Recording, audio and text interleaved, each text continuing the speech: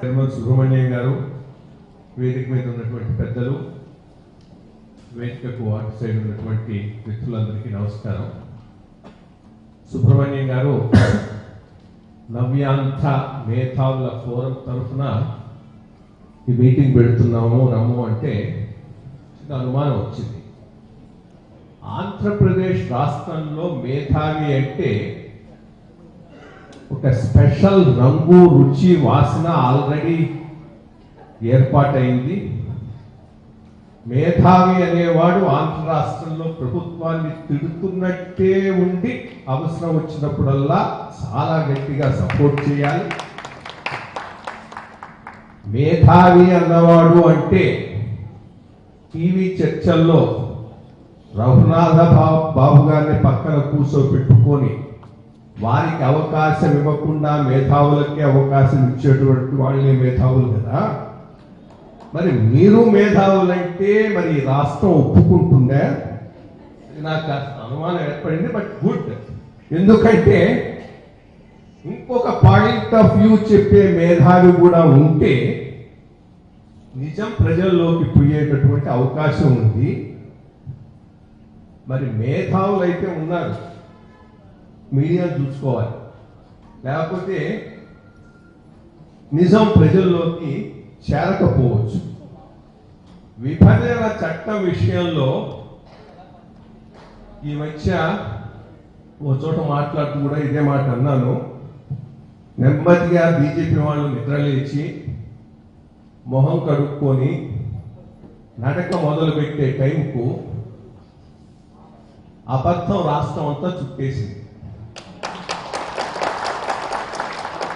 మరి ఇప్పుడు ఈ అబద్ధాన్ని ఎదిరించి నిజాన్ని ప్రజల్లోకి తీసుకొని పోవడం అంటే చాలా కష్టమైన పని.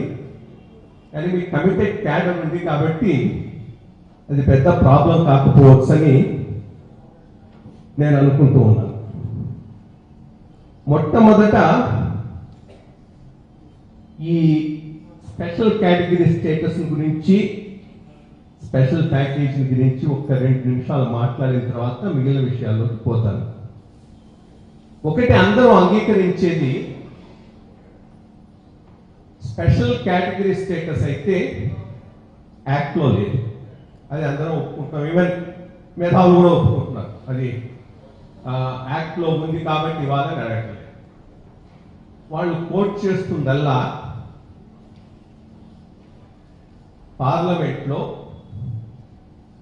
ప్రైమ్ మినిస్టర్ గారి స్టేట్మెంట్ ఒక 2 పారాగ్రాఫ్లు, ఒక 2 నిమిషాలు ఇంగ్లీష్లో చదివి తెలుగులో కాస్త మాట్లాడుకొని ఆ పైన ముందుకు పోదాం. First, for the purpose of central assistance, special category status will be extended to the successor state of Andhra Pradesh comprising 13 districts.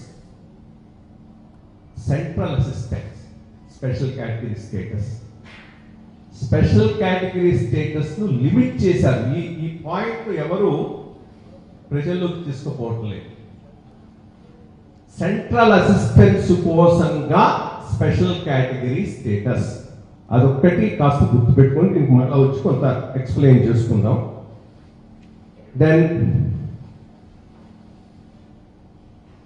The bill already stipulates that the central government shall take appropriate fiscal measures, including offer of tax incentives to the successor states, in order to promote industrialization and economic growth in both the states.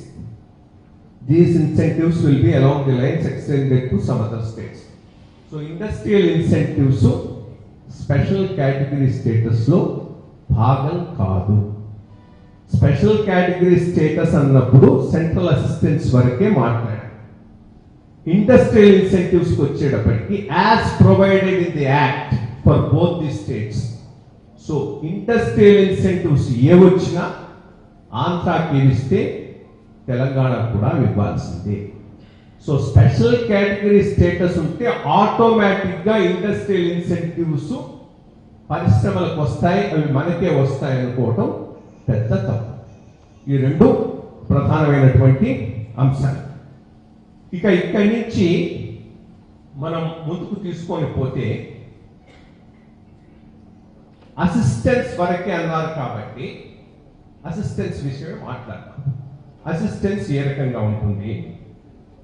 Assistant central sector schemes లో ఉంటుంది, external aided projects లో ఉంటుంది.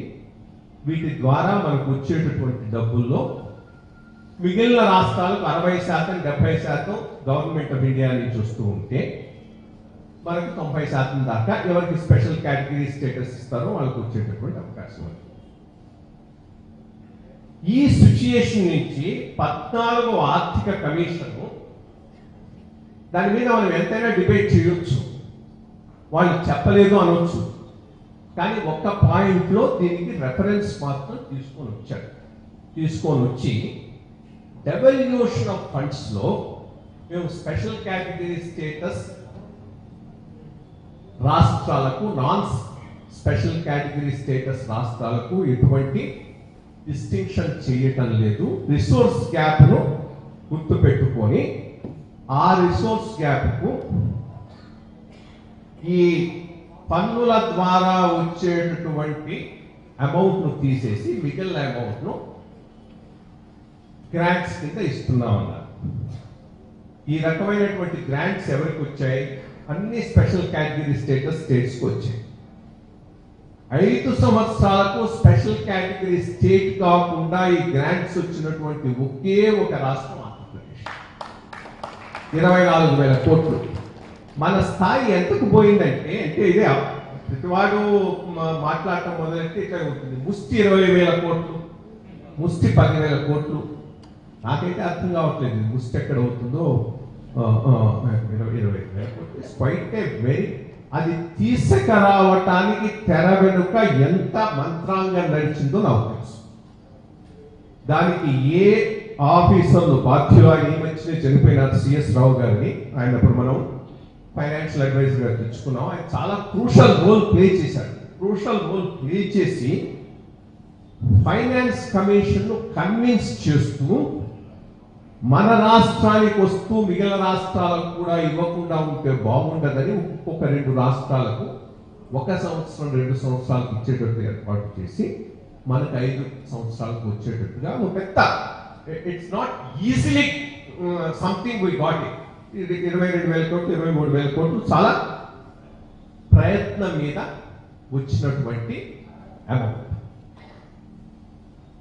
తెలంగాణకు surplus state కింద declare చేశారు కాబట్టి deficit grant ఏమీ రాలేదు. అది కూడా మనం గుర్తుపెట్టుకోవాల్సినటువంటి అవసరం. ఆ కాంటెక్స్ట్ లో 14th finance commission special category status states కు, non special category status states కు మధ్య ఎటువంటి డిస్టింక్షన్ చేయటం లేదు అని వాళ్ళ రిపోర్ట్ లో చెప్పింది. దానిని బేస్ గా తీసుకొని government of India special category status ను రద్దు చేసింది. That's a fact.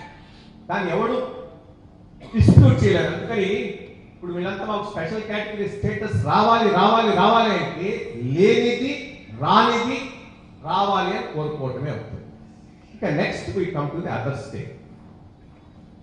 Special category status ను రద్దు చేసిన అంతకుముందు స్పెషల్ కేటగిరీ స్టేటస్ లో ఉన్న రాష్ట్రాలకు మాత్రం ఆ వెసులుబాటు అట్లాగే కంటిన్యూ చేశారు. అది ఎట్లా చేశారు? దానికి ఒక జీఓఎం, మినిస్టర్స్ యొక్క కమిటీ హోదాన్ని ఏర్పాటు చేశారు. In the absence of special category status వీళ్లకు ఎట్లా డీల్ చేయాలి, వాళ్ళ రికమెండేషన్స్ మీద ఒక స్పెషల్ కన్సిడరేషన్ కింద స్పెషల్ ప్యాకేజ్ అనేది అదే ఫండింగ్ ను వాళ్ళకు కంటిన్యూ చేశారు. ఇండస్ట్రియల్ ఇన్సెంటివ్స్ సపరేట్ గా కంటిన్యూ చేశారు. దానికైతే కంటిన్యూ చేయలేదు. యాజ్ ఎ స్పెషల్ జీఓఎం ఇచ్చినటువంటి రికమెండేషన్ మీద కంటిన్యూ చేయలేదు. వాళ్లకు అటు కంటిన్యూ చేస్తూనే మనకు అదే అవకాశం ఇవ్వటం కోసంగా ఈ స్పెషల్ ప్యాకేజ్ డైలాగ్ మొదలుపెట్టారు. స్పెషల్ ప్యాకేజ్ డైలాగ్ చాలా వరకు పోయింది. రాష్ట్ర ప్రభుత్వం కూడా దీంట్లో చాలా ఎక్సర్సైజ్ చేసింది. ఎక్స్టర్నల్లీ ఎయిడెడ్ ప్రాజెక్ట్స్ లో మేము తీసుకోవటం మొదలు పెడితే 5,000 కోట్లకు మించి 5 సంవత్సరాలు మేము తీసుకోలేమనేది రాష్ట్ర ప్రభుత్వం వాదన. అది ఫెయిర్, దాంట్లో ఏమీ తప్పు లేదు. ఎందుకంటే ఈ ఎక్స్టర్నల్లీ ఎయిడెడ్ ప్రాజెక్ట్స్ తయారు చేయడం, పంపించటం, వాళ్ళు ఒప్పుకోవటం, డిస్బర్స్మెంట్ రావటం, మనం ఇంప్లిమెంట్ చేయడం, ఇవన్నీ చాలా కాంప్లికేటెడ్ ఇష్యూస్. కాబట్టి ఆ మొత్తం అమౌంట్ దాని కింద తీసుకోవాలంటే మాకు ఒక పెద్ద ప్రాబ్లం అవుతుంది. 5,000 మేమంతా ఎక్సర్సైజ్ చేసాం, 5,000 కోట్ల కన్నా తీసుకోలేము. 16,000 కోట్లు రావాలి. మిగిలిన వాటిని ఎట్లా రావటానికి తీసుకోవటానికి తగినటువంటి విధి విధానాలను ఆలోచిస్తామని అదొకటి మొదలెట్టారు. రెండోది, దీనికి చట్టబద్ధత లేకపోతే రేపు ఎవరైనా వచ్చి అడిగితే మేమేం చేస్తాం, చట్టబద్ధత ఇవ్వమన్నాం. దానికోసం గవర్నమెంట్ మీడియా క్యాబినెట్ మీటింగ్ లో దీని ఒక ఐటమ్ కింద తీసుకొని పోయి దీనిని క్యాబినెట్ అప్రూవ్ చేసింది, special package as requested by the state government. మర్చిపోవద్దు, ఇవన్నీ రాష్ట్ర ప్రభుత్వం అడిగిన దాన్ని బట్టి జరిగినటువంటి విషయం. చేసిన తర్వాత మనం 16,000 కోట్లు అడిగాం కదా. ఇప్పుడు మనతో ఒకటి ఏంటంటే, పక్కవాడి పాయింట్ ఆఫ్ వ్యూ జనంలోకి పోనప్పుడు మనం ఏం చెప్తే అదే నిజం అవుతుంది. ఇందాక చాలా మంది చెప్పారు కదా, గోయబల్స్ ట్రూత్. ఆ పైన మళ్ళా గోయబల్స్ తర్వాత మళ్ళా చూసినవాడు సద్దాం హుస్సేన్. వాడు బాగ్దాదు బయట అమెరికా వాడున్నా వాడు ప్రెస్ బ్రీఫింగ్ వస్తాడు, మొత్తం రాజ్యం అంతా మా చేతిలోనే ఉన్నదని. అట్లాగే నిజంగా నమ్ముతూ ఉన్నవాడు చెప్తున్నాడు కదా ప్రభుత్వం తరఫున. రెండో రోజు లోపల ట్యాంక్ అవుతుంది. అలాగే మనం గోయబల్స్ ట్రూత్ లో ఏం చెప్తే అది అయిపోతుంది. 16,000 కోట్లు మనం లెక్కేసేప్పుడు ఏం చేశామంటే, ఈ స్పెషల్ కేటగిరీ స్టేటస్ ఉన్న రాష్ట్రాల్లో బాండ్లు పెట్టే భాగాన్ని కూడా దీంట్లో లెక్కలోకి తీసుకొని 16,000 కోట్లని లెక్క చేశాం. దాన్ని గవర్నమెంట్ ఆఫ్ ఇండియా పాయింట్అవుట్ చేసి ఆ పోర్షన్ ఎదిరిగా అక్కడ వాళ్ళు పెట్టుకుంటారో అది తీసేస్తే మీకు వచ్చేది 12,500 కోట్లను ఎంతో తేల్చింది. సరే, 16,000, 12,500 కోట్ల అనేది ఇది ఆఫీసర్స్ వదిలేయచ్చు, ఎంత ఎగ్జాక్ట్ అనేది వాళ్ళు చూసుకుంటారు. బట్ ఇన్ ప్రిన్సిపల్ అయితే ఇవ్వడానికి ఒప్పుకోలేదు. ఒప్పుకున్న తర్వాత మనం దాన్ని FRBM లిమిట్స్ నుంచి తప్పించమని అడిగాం. దానివల్ల ఏమవుతుంది, మనం ఎక్కువ లోనింగ్ తీసుకోవడానికి అవకాశం పోతుంది అనేటటువంటి ఉద్దేశంతో FRBM నుంచి తగ్గించమని. ఆ పాయింట్ లో డిస్కషన్ ఆగిపోయింది. ఎందుకు ఆగిపోయింది? ఎందుకంటే ఈ టైంలో ఇంకా దానికి కూడా వస్తాను. JFFC లో కూడా నేను మెంబర్గా ఉన్నాను. JFFC ఫిబ్రవరిలో ఫామ్ అయ్యి అది జరిగేటప్పుడు రాష్ట్ర ప్రభుత్వం ఇంకా గవర్నమెంట్ ఆఫ్ ఇండియాతో బ్రేక్ చేసుకోలేదు. కాబట్టి లాట్ ఆఫ్ ఇన్ఫర్మేషన్ ఇచ్చారు. ఇదంతా ఒక పెద్ద కట్ట వాళ్ళ నుంచి వచ్చినట్టు, లేకపోతే నాకు అది సపరేట్ మోర్ ఇంపార్టెంట్ ఇది చూడండి.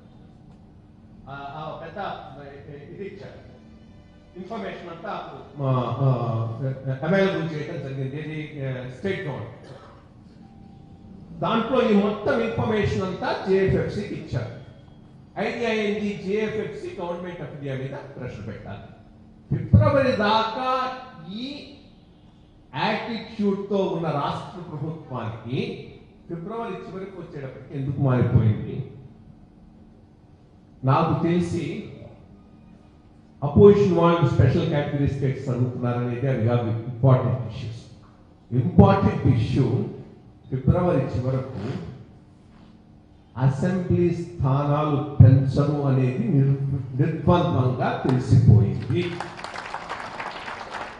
డిఫెక్షన్ తో మన బలం పెంచుకున్నప్పుడు అసెంబ్లీ స్థానాలు పెంచకపోతే రాజకీయంగా అది చాలా పెద్ద ప్రాబ్లం. ఆ ప్రాబ్లం ఇంటి ముందు తడుతూ ఉండేటప్పటికీ దాని నుంచి బయటపడటానికి యూటర్న్ తీసుకున్నారనేది నా అసెస్మెంట్. మిగిలిన వాళ్ళకి ఇంకేమైనా అసెస్మెంట్ ఉండొచ్చు. సో ఇది దీనికి సంబంధించినటువంటి విషయం. ఇక ఈ JFFC గురించి ఒక్క 2 నిమిషాలు చెప్పి ఆ పైన మిగిలిన అంశాల్లోకి వస్తాను. వాళ్ళ రిపోర్ట్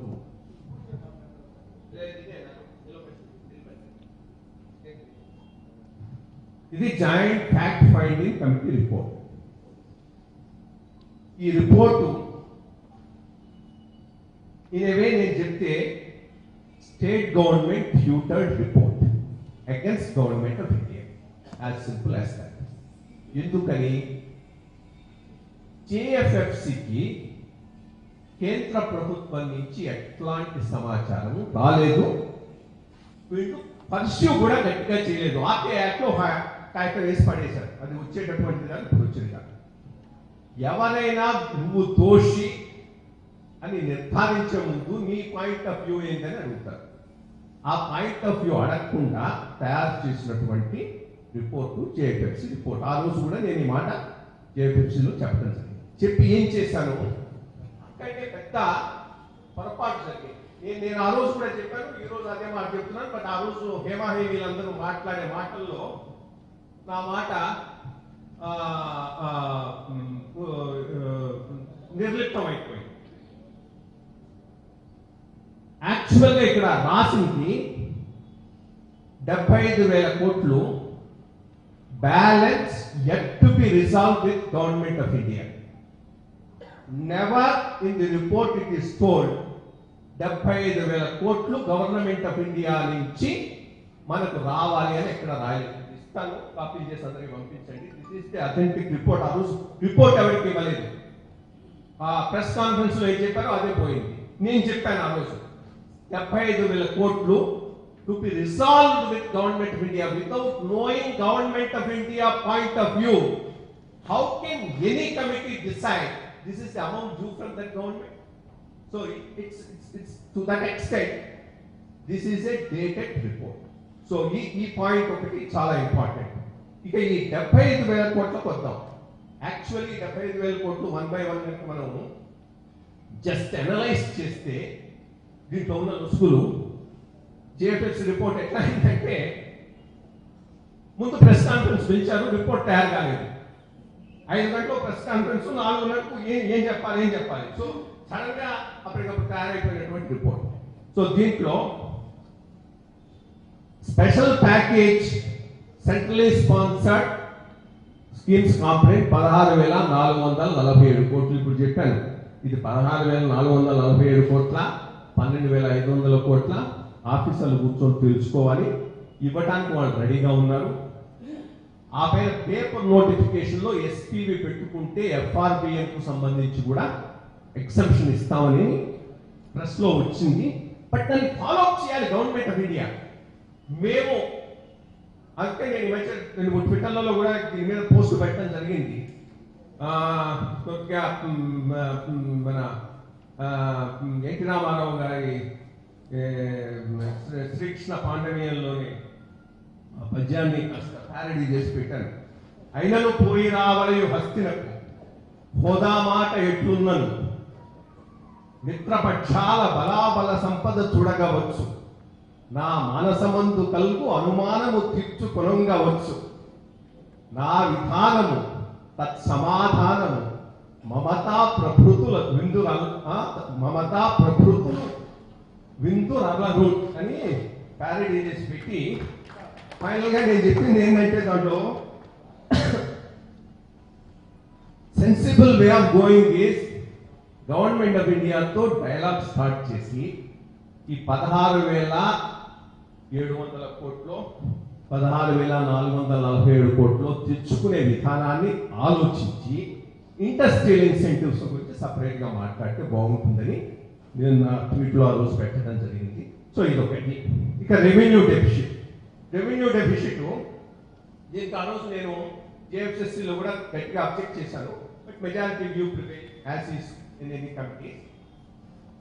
14,333 కోట్లు అడిగారు, 4,118 కోట్లు ఇచ్చారు, ఇంకా 10,225 కోట్లు డ్యూ అని అన్నారు. ఇది కరెక్ట్ కాదు. యాక్చువల్గా ఈ ఇష్యూలో మనకి పెద్ద స్ట్రెంగ్త్ లేదు. ఇంకా యాక్చువల్గా నేను లాస్ట్ వచ్చేటప్పటికి కోర్టు కేసు గురించి కూడా చెప్పి ముగించేస్తాను. స్ట్రెంగ్త్ ఎందుకు లేదు అంటే, అక్కడ 16,000 కోట్లు కానీ ఇక్కడ ఈ 14,333 కోట్లు కానీ ఆ సిఏజీ చెప్పింది 16,000 కోట్లు అది నాకు రావాలని అంటాం. ఎవడైనా కానీ ఆ అంకెల్ను చూస్తే ప్రశ్నించడం మొదలు పెడితే స్టాండ్ అయ్యేటటువంటి అంకెల్ కాదు. ప్రశ్నించకుండా 16,000 కోట్లు నాకు రాజకీయంగా ఉపయోగించుకొని తెచ్చుకుంటా అంటే అది వేరే విషయం. బట్ దానికి అంత స్ట్రెంగ్త్ ఉన్నటువంటి ఫిగర్స్ కాదు. సిఏజీ నువ్వు ఎంత ఖర్చు పెట్టావనే చెప్తుంది.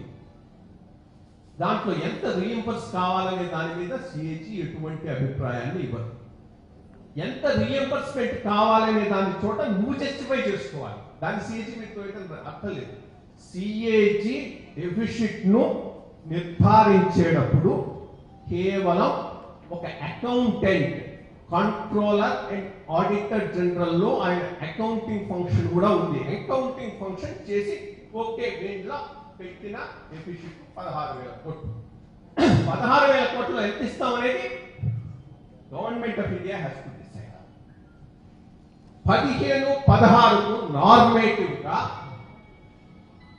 ఫైనాన్స్ కమిషన్ డిసైడ్ చేసినటువంటి డెఫిసిట్ మనకు 6,700 కోట్లు. దానికి ముందు సంవత్సరానికి మనం 16,000 కోట్లు పెట్టామంటే మనం జస్టిఫై చేసుకోవాలి కదా. 6,700 కోట్లు అంతకు ముందు కమిషనే ఇచ్చినప్పుడు దానికన్నా ఇంత ఎక్కువైనప్పుడు. సో న్యాచురలీ గవర్నమెంట్ ఆఫ్ ఇండియాలో రైట్ క్వశ్చన్ చేశారు. మీరు రైతు రుణమాఫీ చేసి అది మమ్మల్ని ఇవ్వమంటే మీకు ఇస్తే రేపు ఇంకో రాష్ట్రానికి కూడా ఇవ్వాల్సి వస్తుంది కదా. Very very valid point. మీకు ఇచ్చి ఆ పక్క రాష్ట్రానికి మనం స్టేట్ లో ఎక్కువ పెన్షన్ ఇస్తున్నారంటే అది మీరు ఇస్తున్నారు, అది మా నెత్తి మీద వేస్తే ఎట్లా? ఈ రకంగా వాళ్ళు దాన్ని తగ్గించుకుంటూ పోతే అది 4,118 కోట్లకు వచ్చింది. 4,118 కోట్లను కూడా వాళ్ళు రౌండ్ ఆఫ్ చేసి 15-16 లెవెల్ కు తీసుకొచ్చి 6,700 కోట్లు ఇవ్వడానికి రెడీ అయినారు. ఆ రోజు మనం అది ఒప్పుకోమన్నాం. ఈ రోజు కోర్టులో ఏమేశారు? ఎగ్జాక్ట్ గా, లీగల్ గా, టెక్నికల్ గా what they have to give 4,118 కోట్లే ఇష్యూ అని కౌంటర్లో వేసేసారు. అంటే యాక్చువల్ గా ఈ మొత్తం ఇష్యూకు లీగల్ గా బేస్ లేదు. చట్టం చాలా లోపభూయిష్టంగా తయారై ఉన్నది.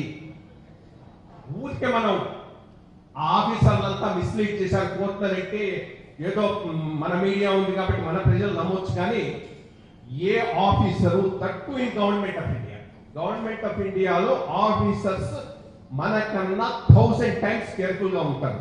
ఒక అఫిడవిట్ వేస్తున్నాడు, అది కోర్టు మిస్లీడ్ చేస్తున్నట్టుందంటే ఎవడు సంతకం పెట్టాడు, అంత కేర్ఫుల్ గా ఇస్తారు. Very fact all these have gone into the court record shows legally we don't have a case. అందుకే నేను నిన్న కూడా మళ్ళా ఇంకో రాజకీయంగా పరిష్కరించుకోవాల్సిన అంశాన్ని కోర్టు మెట్లు ఎక్కడం ద్వారా పరిష్కరించుకుంటాము అంటే రెంటికి చెడ్డ రేవళ్ళవుతాం. ఫైనల్ గా రేపు కోర్టు ఆర్డర్ కనుక దిస్ ఇస్ ఇట్ అని వచ్చిందంటే మొత్తం ఈ ఉద్యమానికి ఉన్న గాలి పోతుంది. అది ఆలోచించుకోండి. And that will happen. కోర్టుకు పోతే మాత్రం ఇది కోర్టులో తేలేటటువంటి విషయం కాదు. కోర్టులో అంటూ తేలితే ఇది గవర్నమెంట్ ఆఫ్ ఇండియాకు అనుకూలంగానే తేలుతుంది. ఎందుకంటే యాక్ట్ లోపభూయిష్టంగా ఉంది. యాక్ట్ లో స్టీల్ ప్లాంట్ ఏర్పాటు చేసే సాక్ష్యాలను పరిశీలించాలి అని ఉన్నప్పుడు నువ్వు పెట్టలేదు అని కోర్టుకు పోతే ఏ కోర్టు నీకు ఎస్ అంటుంది? యాక్ట్ లో సాధ్యాసాధ్యాలు పరిశీలించలేదని ఉన్నప్పుడు సాధ్యాసాధ్యాలు పరిశీలించను అని చెప్పారు పోమంటుంది. సో అందుకని ఇవి న్యాయపరంగా తేలే అంశాలు కాదు. వీటిని ఏది తెలుసుకున్నా కానీ రాజకీయంగా తెలుసుకోవాలి, పట్టు పెట్టుకున్నారు. Government of India as a problem appreciate, దానికి ఎట్లా దాన్ని సెటిల్ చేసుకుందామని చూడాలి. కానీ పట్టుబిడుపు కోల్పోయి నేను చెప్పిందే కరెక్టు, నేను పట్టిన కుండేటికి మూల్యకాళ్ళు అనుకుంటూ పోతే మాత్రం రాష్ట్రం పరిశ్రమ రాయితీలు ఒకటి పార్లమెంటులో ప్రధానమంత్రి స్టేట్మెంట్ బట్టి ఈశాన్య రాష్ట్రాలకు వచ్చిన పారిశ్రామిక రాయితీలే మనకు రావాలని మనం ఫిక్స్ అయిపోతే లీగల్ అయితే కరెక్ట్ కాదు, అర్థంగా కరెక్ట్ లేదు. రెండు, పరిశ్రమ రాయితీలు ఏ వచ్చినా ఇట్సో ఫ్యాక్ట్, ఇంకా వాళ్ళు అడగాల్సిన అవసరం లేదు, తెలంగాణ కూడా వస్తాయి. ఎందుకంటే ప్రైమ్ మినిస్టర్ గారి స్టేట్మెంట్లోనూ అదే ఉంది, యాక్ట్లోనూ అదే ఉంది. తెలంగాణకు వచ్చి ఆంధ్రాలో మనం అడుగుతున్నది ఇప్పుడు నార్త్ కోస్టల్ ఆంధ్రాకును రాయలసీమకు అడుగుతున్నాం అనుకో, న్యూట్రలైజ్ అయిపోతుంది, దీని ఇంపాక్ట్ న్యూట్రలైజ్ అవుతుంది ఏమొచ్చినా కానీ. దీనికి నేను అనే ఆల్టర్నేటివ్ ఏంటంటే, పరిశ్రమ రాయితీలు ఎందుకు అడుగుతున్నాం? పరిశ్రమ రాయితీలు తీసుకొని ఎవడో ఒకడు వచ్చి ఇక్కడ పరిశ్రమ పెడితే దాంట్లో వాడు చేసే ఇన్వెస్ట్మెంట్ బట్టి మనకు ఉద్యోగాలు వస్తాయి. ఈ round about way we are thinking as an alternative. మనం ఇప్పుడు ఇది నార్త్ కోస్ట్ రాయలసీమకి క్లియర్గా ఉన్నాం కాబట్టి ఈ రెండు ప్రాంతాలకు ఇండస్ట్రియల్ ఇన్ఫ్రాస్ట్రక్చర్ డెవలప్మెంట్ కోసంగా ఒక సబ్స్టాన్షియల్ ఫండ్ అనేది not exclusively state government, state and central government కలిపి కనుక ఆ ఇండస్ట్రియల్ ఇన్ఫ్రాస్ట్రక్చర్ ను డెవలప్ చేయగలిగితే ఆటోమేటిక్ గా పరిశ్రమలు, ఇన్ఫాక్ట్ అట్లా వచ్చిన పరిశ్రమలు ఎక్కువ కాలం మనేటటువంటి అవకాశం ఉంది. Rayalaseema Hindupur area one of the crucial factories water. Somasila back waters నుంచి ఆ ప్రాంతాన్ని నీళ్లు తీసుకుపోకపోతే బెంగళూరు ఇంటర్లాండ్ గా డెవలప్ అయ్యేటటువంటి అవకాశం చాలా తక్కువ. అటువంటి స్కీమ్స్ మీద, ఎలక్ట్రిసిటీ సప్లై మీద, రోడ్స్ వేయటం మీద మేబీ అది బెటర్ అవుతుందేమో ఆలోచించుకోవాల్సినటువంటి అవసరం అయితే ఉంది. సో ఇక డెఫిసిట్ ఫైనాన్సింగ్ విషయంలో కోర్టుకు పోకుండా, కోర్టుకు పోతే నీకు వచ్చేది 4,118 కోట్లే. వాళ్ళు అంతకుముందే 6,700 కోట్లు ఇవ్వడానికి రెడీ అయినారు కాబట్టి దానికి సెటిల్ అయిపోతే బాగుంటుంది అనేది నా ఉద్దేశం.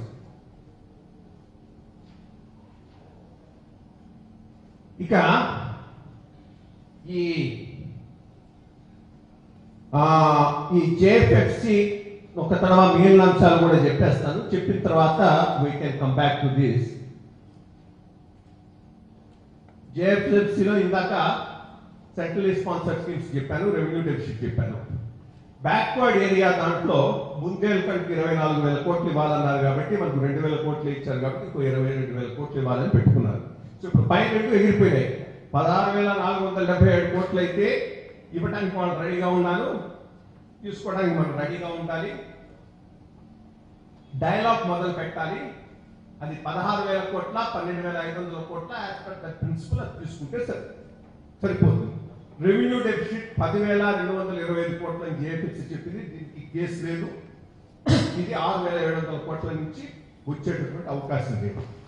బ్యాక్వర్డ్ ఏరియా దానికి 24,000 కోట్లు బుందేల్ఖండ్ ప్యాకేజ్ ఇచ్చారు, ఇక్కడ 2,000 కోట్లు ఇచ్చారు కాబట్టి 22,000 కోట్లు ఇవ్వాలని జేఎఫ్ఎఫ్సిలో పెట్టారు. వీళ్ళు మొన్న 1,000 కోట్లు ఇచ్చారు, ఒక 1,000 కోట్లు ఇస్తామని కమిట్ అయినారు.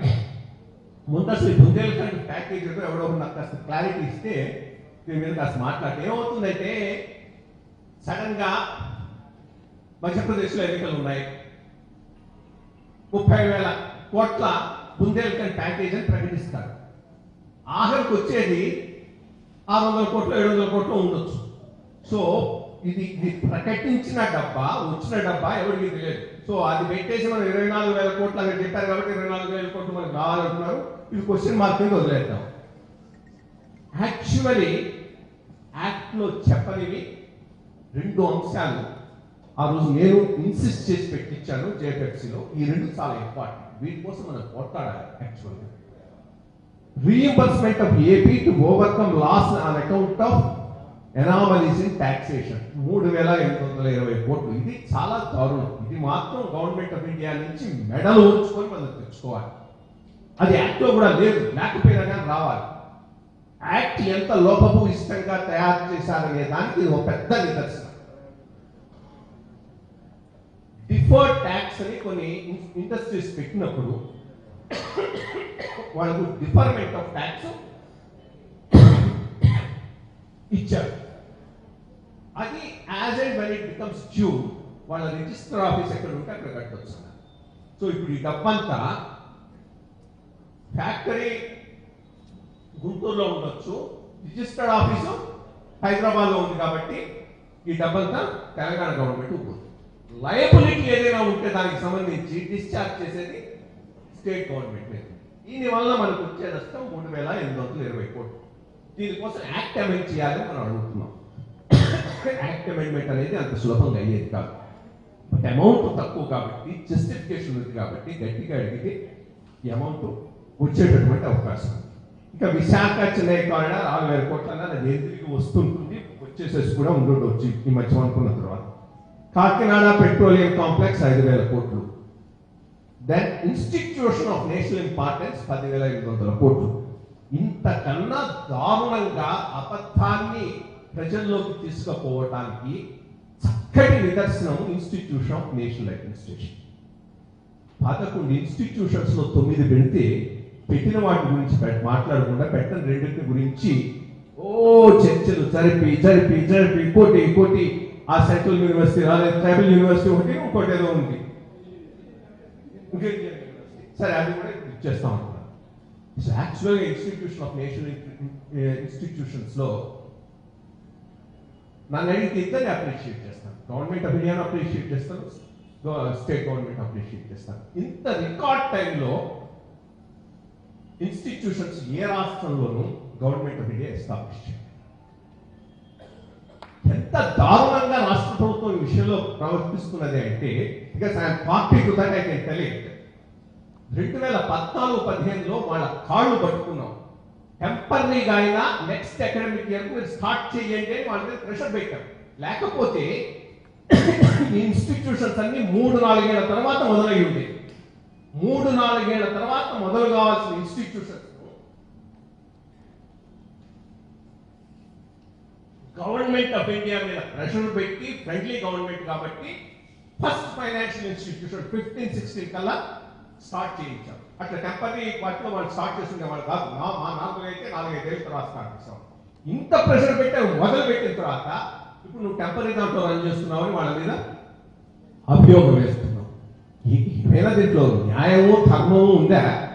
రెండోది 10,000 కోట్లు రావాలని దీంట్లో జేఎఫ్ఎఫ్సీలో కూడా రాశాను. ఆ రోజు కూడా నేను అంటే సరే నాకన్నా పెద్దలు అక్కడ ఉన్నారు, వాళ్ళందరూ వ్యూ పాయింట్ డిఫరెంట్ గా ఉండింది. 10,000 కోట్లు ఈ సంవత్సరం వస్తే అసలు అబ్సార్బ్ చేసుకునే కెపాసిటీ ఉందా?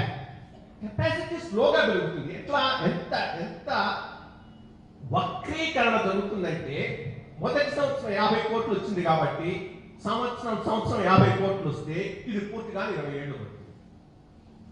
మొదటి సంవత్సరం 50 వస్తే రెండో సంవత్సరం 100 వస్తుంది, మూడో సంవత్సరం 150 వస్తుంది, 50 సంవత్సరం 300 వస్తుంది. ఎందుకంటే as the institution start growing, first year 200 కోట్లు ఇస్తే అబ్సార్బ్ చేసుకునే కెపాసిటీ కూడా అక్కడ ఉండదు. దీంట్లో అడిగితే నువ్వు 2 ప్రశ్నలు అడగవచ్చు. అన్ని ఇన్స్టిట్యూషన్స్ ఎన్ని రోజుల లోపల చేస్తాం?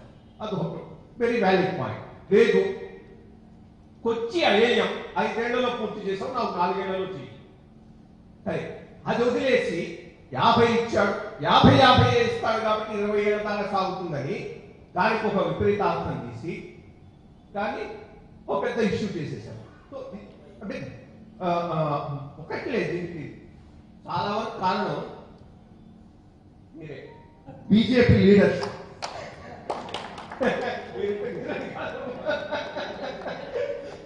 బికాస్ ఈ ఫ్యాక్ట్స్ ప్రజల్లోకి తీసుకుపోవాల్సినటువంటి బాధ్యత మీ మీద ఉంది. అది ఇంతవరకు సరిగ్గా. సో ఇప్పటికైనా మేలుకొని, చెప్పాను కదా, నిజం లేచి మొహం గడుపుకొని నడవటం మొదలెట్టేటప్పటికి ఆ అబద్ధం ఆల్రెడీ రాష్ట్రం అంతా తిరిగేసి. సో ఇది దానికి సంబంధించి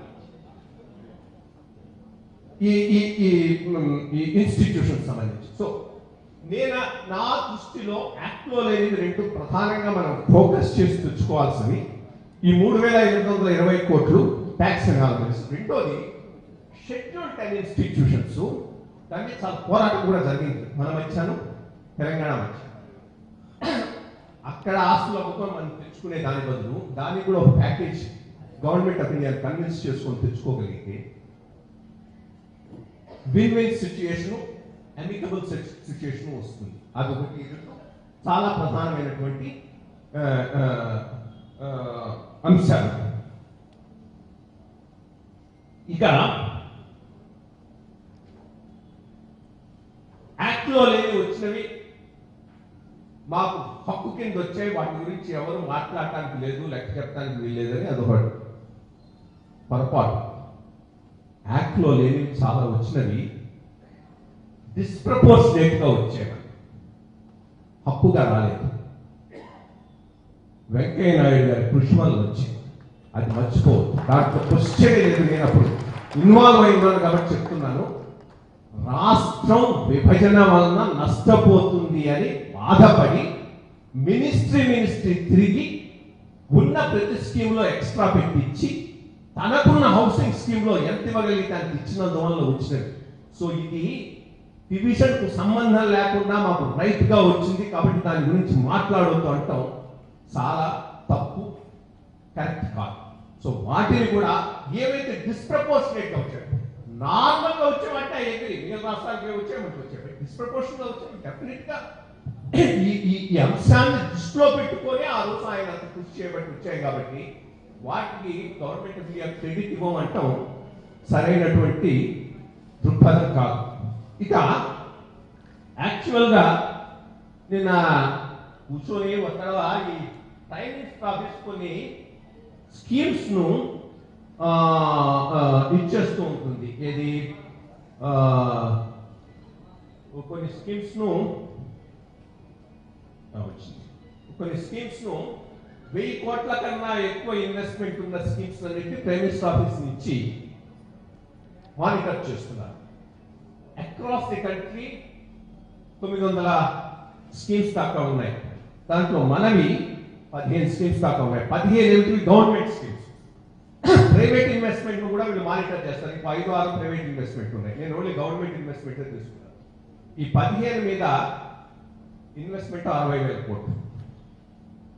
యాక్చువల్ గా వీటి మీద మనం ఫోకస్ చేయాలి. బాటిల్ నెక్స్ ఎక్కడ ఉన్నాయి ప్రైమ్ మినిస్టర్ రివ్యూ చేస్తున్నాడు. మన నుంచి రెస్పాన్సివ్నెస్ ఉంటే త్వరగా అవుతాయి. యాక్చువల్ నేను రిటైర్ అయ్యేటప్పుడు 1-2 ఉన్నాయి ఈ లిస్ట్ లో. మనవి దీని అడ్వాంటేజ్ చేసుకొని నేను చాలా బాగా పుష్ చేసింది ఇది పిడుగురాళ్ళ టు నడికుడి టు శ్రీకాళహస్తి నేను government of India prime minister రివ్యూను అడ్వాంటేజ్ తీసుకొని ఎంత పుష్ చేశానంటే ఆయన రివ్యూ మొదలు పెట్టంగానే రైల్వే చైర్మన్ చెప్పేవాడు, సార్ ఈ ప్రాజెక్ట్ లో మాకు ఏపీ స్టేట్ నుంచి ఎట్లాంటి ఇబ్బంది లేదు సార్, వాళ్ళే భయపడి పడుతూ ఉన్నారు. I'm happy. నేను పేపర్లో చూసేటప్పటికి సేవయ్యాపురం నుంచి పిడుగురాళ్ళ దాకా ఈ సంవత్సరంలో ఫస్ట్ రన్ చేయాలి. ఇటువంటి వాటి మీద కాన్సన్ట్రేట్ చేసి మనం పుష్ చేసుకోగలిగితే చాలా బాగుంది. కొన్ని మన రాష్ట్రంలో కూడా ఉండకపోవచ్చు, బట్ రాష్ట్రానికి చాలా ఇంపార్టెంట్. ఇప్పుడు 1000 కిలోమీటర్ల తీర ప్రాంతం ఉంది అని చెప్తూనే ఉన్నాం, కానీ ఒక ఓడరేవు కూడా 4 ఏళ్లలో రాలేదు. బట్ ఓడరేవు వచ్చినా కానీ నీకు రైల్వే బాటిల్ నెక్స్ ఉండొచ్చు. రైల్వే బాటిల్ నెక్స్ మన రాష్ట్రం కాదు, బియాండ్ అవర్ రాష్ట్రం కూడా ఉండొచ్చు. అటువంటివన్నీ వీటిలో ఉన్నాయి. విజయనగరం సంబల్పూర్ విశాఖ రిఫైనరీకి 20,000 కోట్లు ఉంది. ఇది this is one important thing. 6 laning of Ranasthalam to Anandapur, Khammam to Aswaraopeta, Kovvur to Bhadrachalam, extension of VVSPL pipeline from Vijayawada to Tharmapuri, construction of AIIMS at Vijayawada, Tirupati, Tirupani, Chennai, ఇది Tumkur, Rayadurga, Tumkur, Kalyan Durga, BG lane, Gopulapuram, Venkatayapalem, Vijayawada, Machilipatnam broad gauge, Kadapa, Bengaluru new lane, 6 laning of NH Vijayawada to Gudugolu ఉంది, Nadikudi Srikalahasti, Kadapa, Mydukur, Kurnool 4 lane. ఇవన్నీ huge investment. ఇది ఎక్కడ మనకు within the division act లో ఉండదు. But advantages గా మనం since all of them are at different stages, prime minister is reviewing it, divided state, మాకు ఫోకస్ ఎక్కువ ఇవ్వండి అని మన నుంచి ఇవ్వాల్సినటువంటి సపోర్ట్ ఇస్తే ఇటువంటివన్నీ త్వరగా అయిపోయేటటువంటి అవకాశం ఉంది. వాటి మీద కూడా కాన్సన్ట్రేట్ చేస్తే బాగుంటుందని నేను అనుకుంటున్నాను.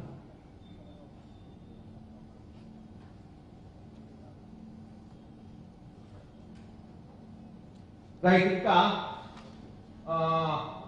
ఒకటి ఇందాక ఎవరో సాగరమాల గురించి చెప్పారు. ఈవీఎల్ గారు ఒక మాట అంటే కుటుంబరావు గారు ఇంకో మాట అంటున్నారు. ఎదురుగా వాళ్ళ మాటలు ఇంకో మాటల మధ్య జరుగుతూనే ఉన్నది. అది వదిలేద్దాం. నాకున్న లిమిటెడ్ నాలెడ్జ్ లో ఇద్దరు కరెక్ట్ ఏమని అనిపిస్తున్నది. ఎందుకంటే సాగరమాల చాలా ఇన్వెస్ట్మెంట్ సెంట్రల్ సెక్టార్ లో జరుగుతూ ఉంటుంది. దాని గురించి స్టేట్ గవర్నమెంట్ ఇన్ఫర్మేషన్ ఉంటుంది. సో ఇప్పుడు వైజాగ్ పోర్ట్ మీద ఖర్చు పెట్టారనుకోండి సాగరమాలలో పార్ట్గా, యాక్చువల్లీ ఆ ఇన్ఫర్మేషన్ గవర్నమెంట్ ఆఫ్ ఇండియా దగ్గర ఉంటుంది కానీ స్టేట్ గవర్నమెంట్ మీద ఉండేటువంటి అవకాశం ఉంది. మేబీ ఈయన మాట్లాడుతున్నది state government portion of Sagarmala, వేరే ఆయన మాట్లాడుతున్నది overall Sagarmala for the state అని నేను అనుకుంటున్నాను. Maybe maybe wrong also. Maybe we leave it to both of them to give a final shape to it somewhere, because ఈ మాట అనగానే ఆయన ట్విట్టర్లో పెట్టాడు మొత్తం government of India actual fund position. So ఎవరు కరెక్ట్ ఎవరు కాదనేది we will leave it. ఇంకా లాస్ట్గా 2-3 విషయాలు. ఫస్ట్ ఆఫ్ ఆల్, మనం నష్టపోయినాము అని చెప్పేటటువంటి బాడీ లాంగ్వేజ్ ఈ రాష్ట్ర ప్రభుత్వ నడవడికలో 4 ఏళ్లలో ఎక్కడైనా ఒప్పించింది? ఆస్టెరిటీ ఎక్కడైనా ఒప్పిస్తూ ఉన్నదా? పొదుపు మీద దృష్టి ఎక్కడైనా పెట్టారా? మేము బీద రాష్ట్రం అనేటటువంటి సంకేతం మనం నడిపేటటువంటి పరిపాలనా విధానంలో రావాలి. అదైతే ఎవరికి ఎక్కడ ఒప్పించలేదు. 2, గవర్నమెంట్ ఆఫ్ ఇండియా డబ్బులు ఇచ్చిన తర్వాత specific grants. Government of India 2 రకాల డబ్బులు ఉంటాయి, general grants, specific grants. General grants అయితే nobody asks any questions. Specific grants you are accountable. UC ఇవ్వాలి. యూసీ ఎప్పుడు ఇస్తారు? యూసీ కూడా నామ్స్ ఉన్నాయి. ఈ తడవ ఇచ్చిన డబ్బుల్లో 80%, 90% ఖర్చు పెట్టినప్పుడే యూసీ వస్తుంది. నేను 10% ఖర్చు పెట్టాను, మిగిలిన ఖర్చు పెడుతున్నాను, యూసీ ఇస్తానంటే అది అర్థం లేదు. That's not UC. Nobody accepts it. ఇచ్చిన డబ్బుల్లో 80%, 90% ఖర్చు అయినప్పుడే యూసీ బికమ్స్ రైట్. అప్పుడు యూసీ ఇస్తారు. మిగిలిన 10% ఖర్చు పెట్టుకుంటారు. ఈ లోపల గవర్నమెంట్ ఆఫ్ ఇండియాలో ప్రాసెస్ అవుతుంది. ప్రాసెస్ అయిన తర్వాత డబ్బులు వస్తాయి. ఖర్చు పెట్టిన 10% ఖర్చు పెట్టి మేము యూసీ ఇచ్చాము, మిగిలిన కూడా ఖర్చు పెడతామని అంటే ఖర్చు పెట్టిన తర్వాత నెక్స్ట్ ఇన్స్టాల్మెంట్ వస్తుంది.